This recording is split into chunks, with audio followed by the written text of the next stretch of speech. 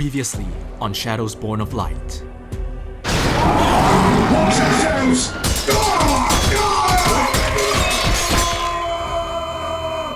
Lord Chaplain, let me take my strike team to rescue Stabian. Negative. We need you to hold the boarding tube. If we move now, we can reach them in time. I said no.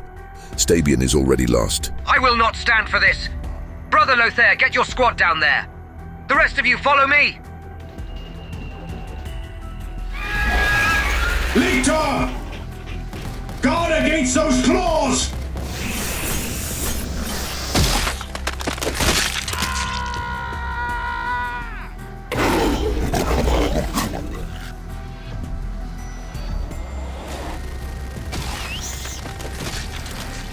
Greston, I have brought shame upon our chapter. My life is yours. you would deprive me of your swordsmanship at such a critical time? But... I need you to turn your shame into strength. Lord Chaplain, the Tyranids are assaulting the boarding tube. Stand fast, Cedric. let me join you. Not with those wounds. I need you in fighting condition for when we properly assault the dock. Does that mean Michal's intelligence was... Yes. The hive ship has been buried beneath the station this entire time.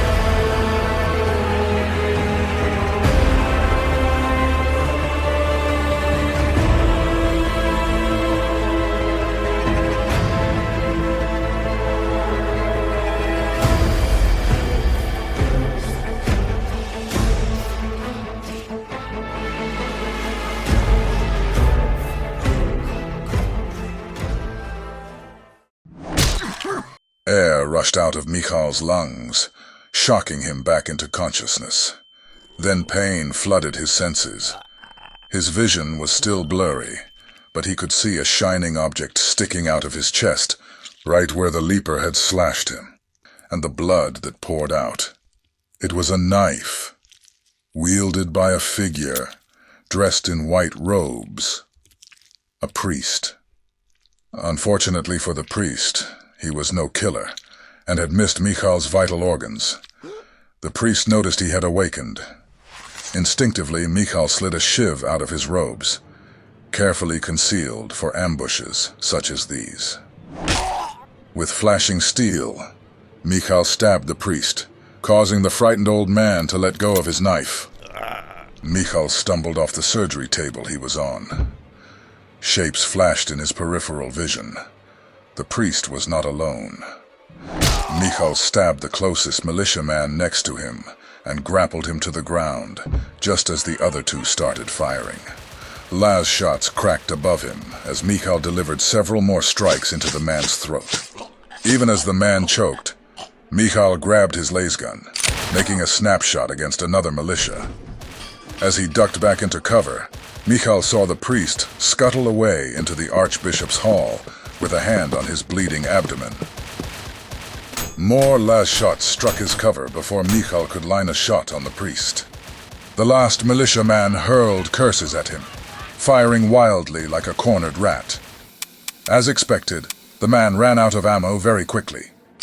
Michal popped up and placed several shots into the man's chest, taking him down. The man's lifeless body collapsed to the ground amidst the bodies of other fallen militiamen and chapter serfs. Only then did Michal fall to his knees. He glanced down at the knife in his chest. It was not fatal, but a lot of blood had been lost. He fumbled around the body of one of the fallen medic serfs, someone he had known for many years. His friend provided him one final gift, a canister of wound sealant. Michal winced as he pulled the knife out with shaking hands. He yelped as the foam gushed into his wound, and sealed the bleeding within. He surveyed the massacre before him. Chapter serfs, priests, and militia bodies littered the ground. This was no Tyranid attack. Laser gun and stab wounds peppered their bodies, piled atop each other as they breathed their last in furious melee.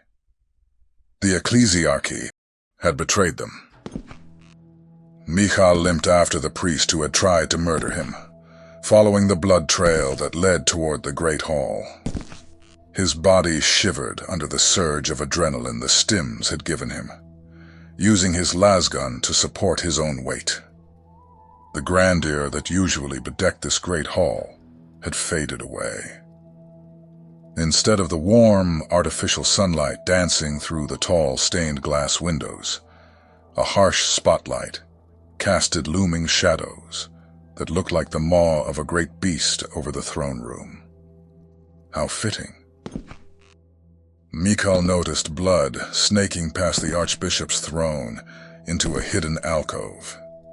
It was tucked just out of sight, deliberately hidden from all but those who knew of its existence. A bookcase lay propped against the wall, giving way to a recess which bled a menacing green glow. Michal trained his lasgun toward it, finger on the trigger, carefully clearing the room from the outside. He heaved, and then stormed into the room. Michal scanned the room. It was a dark and dank room. A foul odor of burnt parchment invaded his respiratory system. Before him were data stacks and bookcases, ransacked and damaged beyond repair. From behind one, Michal spotted the priest. He fired a shot, but the man slinked behind the bookcase. Michal carefully followed after him. Just then, a loud whine could be heard as the secret entrance closed behind him. At the same time, boots clambered upon the floor.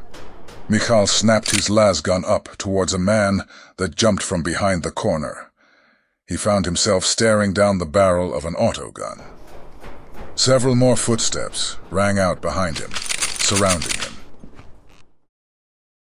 Well, well.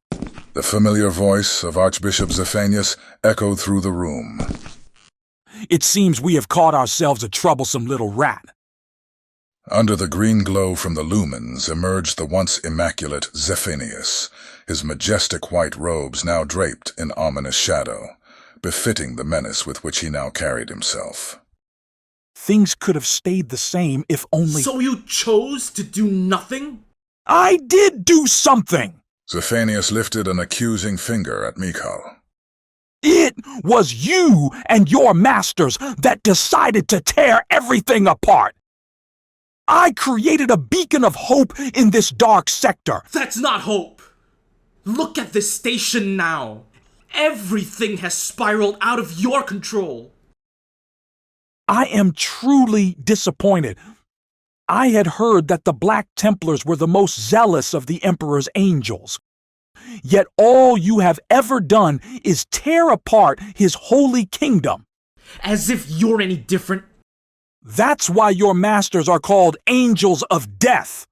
All you do is destroy, never build. A sense of dread began welling up in Michal's gut. He swore under his breath. Only in shining light can thou witness darkest shadow. Don't you dare quote the scriptures to me! You're delusional. There's no way a hive ship can be kept a secret. How could I justify annihilating an entire station and destroy my life's mission over a fossil encased in ice? Michal shook his head in disgust. And in doing so, you have now destroyed it yourself. Before the Archbishop could retort, a sudden wave of psychic energy pierced Michal's mind. He collapsed to his knees, clutching his head as blood welled up in his brain. It felt like something was crawling around inside. The Archbishop and the militia with him were also writhing on the ground. Flashes of images invaded his consciousness. All the chittering and skittering a voracious hunger, a weapon perfected. A tentacled creature stared back at him. Michal's mental training kicked in, pushing away the invasive presence. The only thing keeping him sane was Cedric's voice over the Vox. All stations, priority extremists. Tyranids have boarded the Hierophant.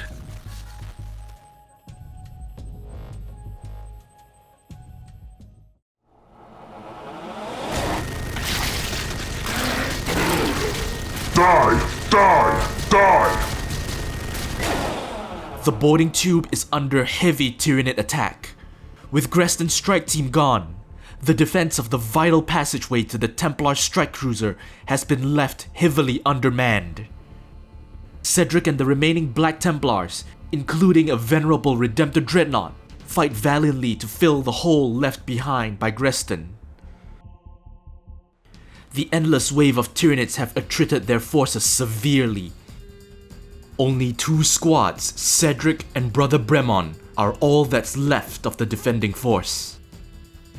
This is the final line of defense before the Tyranids breach the Hierophant of Repentance. And the Tyranids have a plan to breach the strike cruiser. An enormous cargo container hangs precariously over the Redemptor Dreadnought.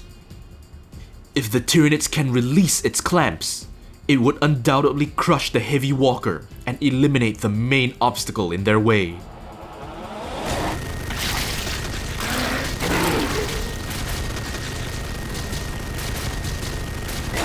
This mission is Seize the Engine Dock from the narrative missions in the Boarding Actions Compendium. There are 4 objective markers on the table, and you score 5 victory points for holding 1, holding 2, and holding more objectives than your opponent.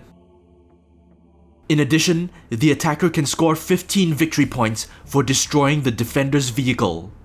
To do so, they will need to perform an action on the control panel, allowing a d6 to be rolled.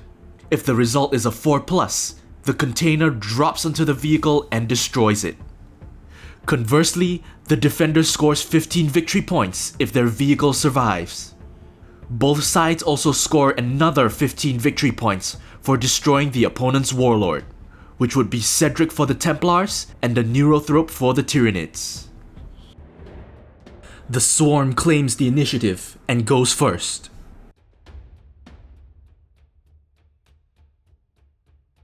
Gene Stealers lurk at the edge of the arrival lounge. They dart from shadow to shadow. Having learned the best way to overcome the Space Marines is to lure them into an ambush. The hive mind strategy has been validated after the successful ambush of Greston and his strike team. Synaptic links flood into the Neurothrope's mind, giving it tactical insight to set an ambush for the Templars, as the Zoanthrope squad lurks behind the door. Meanwhile, a stealthy hunter approaches the cargo controls.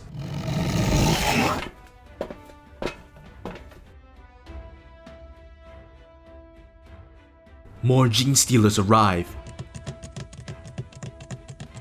The trap is set, as the Zoanthropes push open the hatch with telekinesis, waiting for the Templars to make their first move.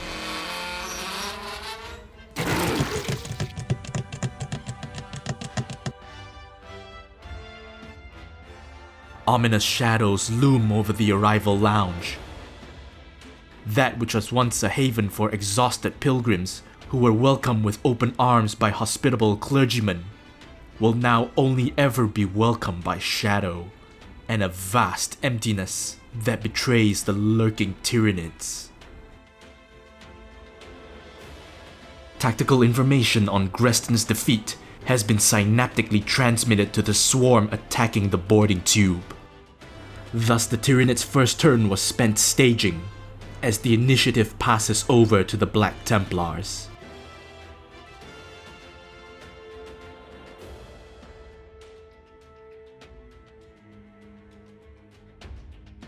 Brother Baron's advanced auspex detects movement from the hallways. The swarm pouring down the central boulevard has suddenly relented. The Redemptor Dreadnought sets to overwatch, readying his heavy onslaught Gatling cannon and points his heavy flamer down the hallway. The chameleonic lictor hides out of sight of all the Marines. But as it fumbles with the controls to the cargo clamps, one of the levers comes loose, clattering to the ground. A nearby Crusader's keen senses hears this, and he diverts his brothers to investigate the source, coming face to face with the nefarious vanguard creature. With Brother Baron covering them, the Assault Intercessor squad moves up to the objective and performs the secure site tactical maneuver. The objective is now under their control until the enemy steals it from them. Cedric carefully opens the hatch, well aware that something is wrong with the Tyranids' change of tactics. The experienced Crusader squad senses this too, and refuses to open the hatch. Light refracts off the lictor, and the Crusaders open fire. Charge! Despite knowing how deadly lictors are, the Crusaders are forced to make a furious charge against it. A neophyte is impaled, and 2 more go down trying to save him, leaving just 2 brothers in the squad. This distraction created an opening for the Power Fist to slam into the creature's head, while the other chainsword rips into flesh, bringing the lictor down to 1 wound. The clan controls have been secured, for now. The Tyranids are forcing the Templars to take space, which will drag the Marines into disadvantageous positions. Whether or not the Templars can continue holding remains to be seen. The Tyranids' reserve strategy means that they score no points this turn. But that matters little, as the Marines have shown their hand. The swarm leaps forward, asserting control over the middle of the arrival lounge.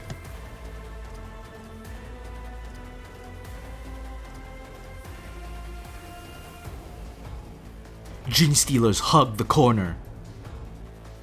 As the Zoanthropes take up advantageous firing positions, they set themselves to overwatch. The Templars will need to endure their fire if they are to claim control over the objective.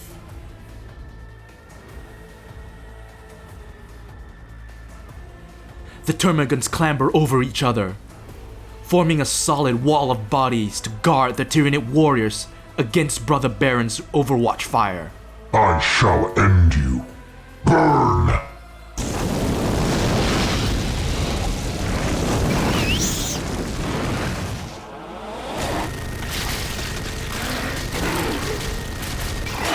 The totality of the Dreadnought's fire kills a few, but not as much as hoped.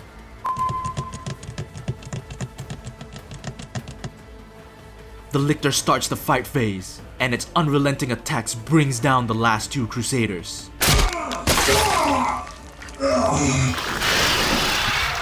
The lictor pulls on the lever, but the clamps do not budge.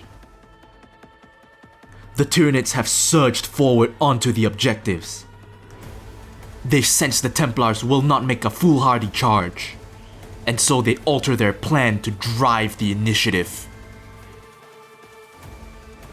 If the Marines do not react, they will fall behind in control over the objectives.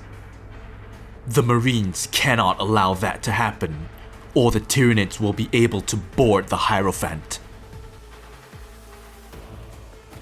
In control over the central boulevard, the Templars score 5 points for holding 1 objective.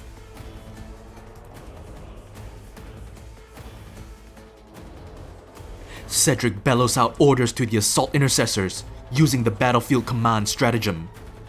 The invigorated warriors will now have lethal hits on their melee weapons. They break cover in preparation to charge the Tyranids and seize the objective from them. Cedric sprints towards the cargo clamp controls. With the Crusader squad on that flank lost, he is desperate to reach it before the lictor can sabotage the controls. He only needs one shot from his combi weapon to finish it off. Brother Baron turns to provide support fire for the assault intercessors, and he rips into the termagants, but only kills 2, as the others are obscured. Feel the Emperor's wrath! Ah!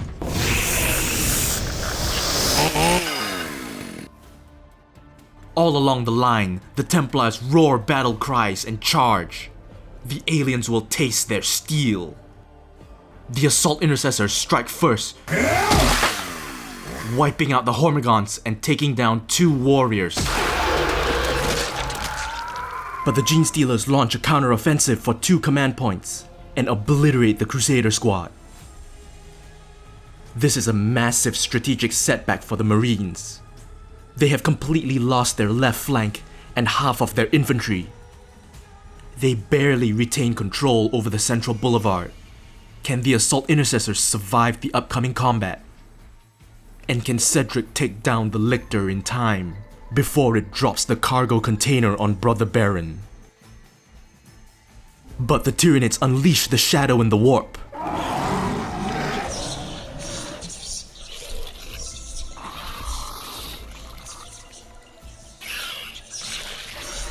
Only Cedric passes the leadership test. And with the assault intercessors battle-shocked, the Tyranids hold control over the objective. The warriors fall back, making space for the rest of the swarm to attack the intercessors.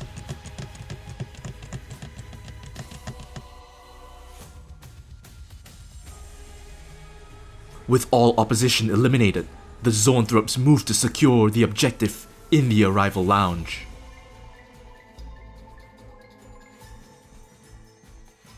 The Tyranid shooting only serves to suppress as the Gene Stealers charge in, and their ferocious charge takes out 4 assault intercessors.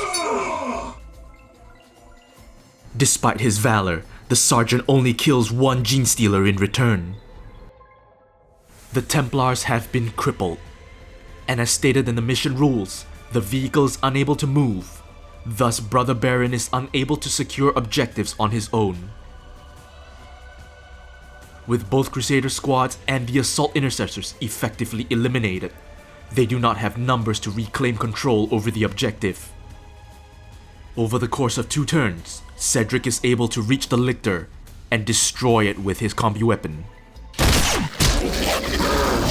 But the Tyranids have undoubtedly won this battle, having claimed 3 out of 4 objectives.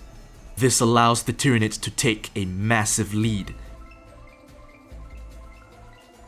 Thus they are able to board the Hierophant of Repentance, bringing this battle to a close in a Tyranid victory.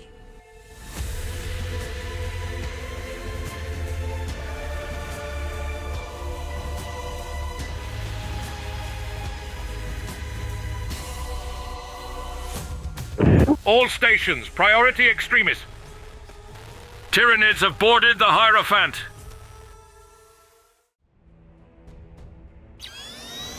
Honored Brother Vedrend unleashed fiery bolts of plasma, which annihilated a brood of Hormigons.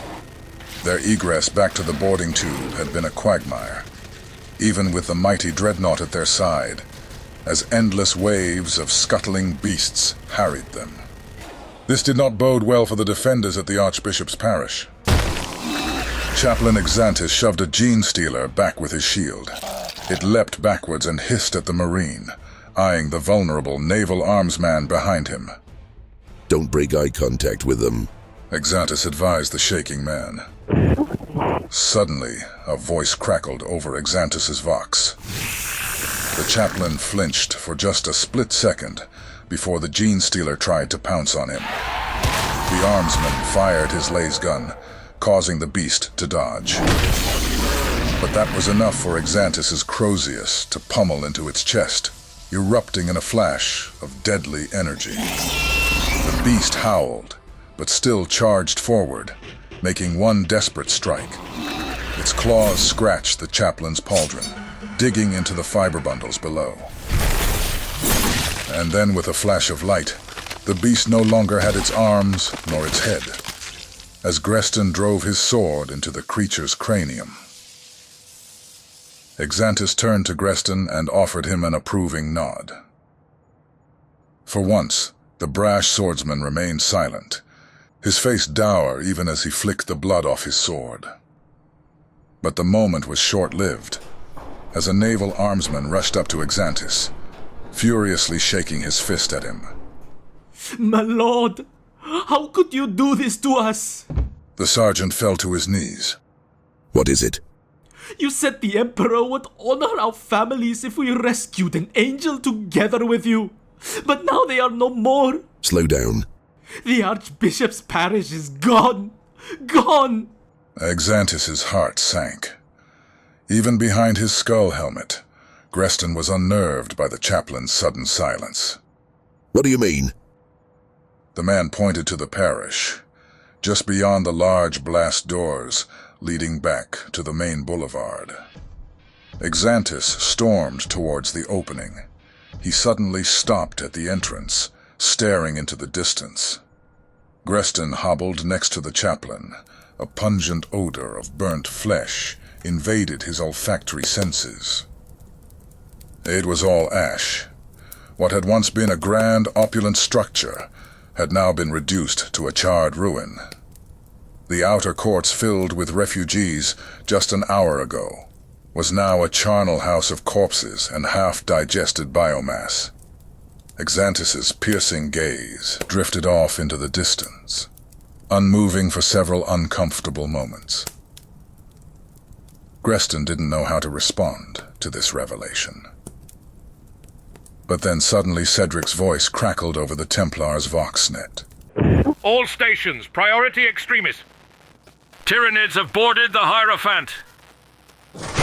Exantis slammed his shield into the deck in anger. Even Greston flinched, much less the hysterical armsman next to him. Damn it all!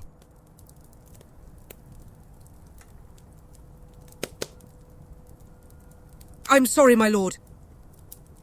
This was all my doing. If I hadn't abandoned Stop talking! This took Greston aback, and he fell silent. Even the other surviving Templars knew full well to remain silent. Brother Lothair looked on from afar, clutching his abdomen wound. The armsmen, too, had slumped to the floor, in despair at having lost all they had sworn to protect. They did not even feel the Dreadnought Vedrand marching up to the chaplain. Chaplain, we must act. The booming synthesized voice of the Redemptor Dreadnought was the first to break the silence. I know, honored brother. Heed my words. There is nothing more we can do. Take back our ship and let us leave this place. We cannot. Too many have died already. Greston stared back towards Exantis. The other Templars gathered around him, waiting for an order. Though fire burned in their hearts, too, they knew the honored brother was right. It pains me too, Chaplain. Then I shall defer to your wisdom, honored brother. Let us make haste back to the Movement! Brother Lothair snapped his bolter towards a collapsed alcove. All guns were trained on it in an instant. But nothing leapt out of the shadows for an awkwardly long time. Then a low, gravitic hum signaled the emergence of a small object, a servo skull, as it emerged from the darkness. The Templars kept their guard up, weapons trained on the machine, as it hovered up to Exantis. He could see the cross of the Black Templars on its forehead, and it scanned his armor with its ocular device. Lord Chaplain Exantis, message from Master of Whispers, Michal. Message classification, extremist. play it.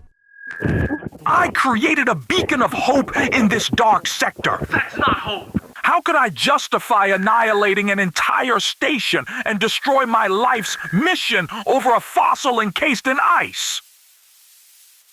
Lord Chaplain, this will be my final report. With what little time I have left, I must inform you that I have concluded my investigations into the Archbishop. The armsman sergeant suddenly ran up to the servo skull, with his weapon drawn. Greston blocked his path before the man even realized he had moved. That thing speaks malice! The chaplain paid him no mind, even as the other armsmen got up, shouldering their weapons in support of their sergeant. The fear in their eyes was painfully evident, but so was their fanatical fervor. Greston thumbed the activation rune on his power sword, his eyes darting between them. I have obtained undeniable proof that the Archbishop is a heretic. Liar! The sergeant fired his last pistol, but Greston deflected his arm upwards, causing the shot to fly wide. But then the armsman did the unthinkable and raised his chainsword at Greston. He was cut in half before the weapon even got close to the Marine. The other armsmen opened fire on the Templars. You are the heretics!